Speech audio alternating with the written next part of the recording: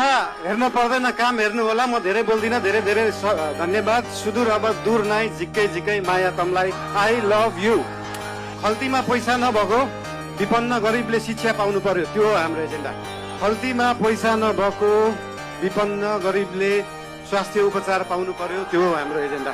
2 वर्षमा बन्ने बाटो 20 वर्षमा पनि बन्दैन, 1.5 वर्षमा बन्नु पर्यो, त्यो हो हाम्रो एजेन्डा।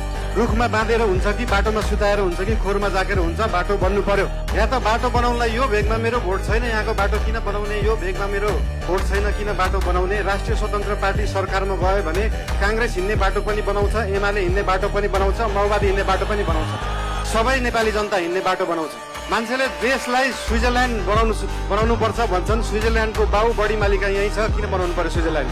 स्विजरल्यान्डको पराकाष्ठ रामा रोशन यही छ, किन बनाउनु पर्यो स्विजरल्यान्ड? खप्तड नेसनल पार्क यही छ, किन बनाउनु पर्यो स्विजरल्यान्ड? हामी नेपालीहरू माल भएको चाल नपाएको मान्छेहरू पर्यौँ, भएको चिज देखाउनै सकेका छैन। तपाईँहरूलाई आज यहाँ आएर भेट्न पाइयो, धेरै खुसी लागेको छ। म धेरै बोल्ने मान्छे होइन। राष्ट्रिय स्वतन्त्र पार्टी तपाईँहरूसँग यहाँ भोट माग्न आएको होइन, काम माग्न आएको हो। काम दिनुहोस् है।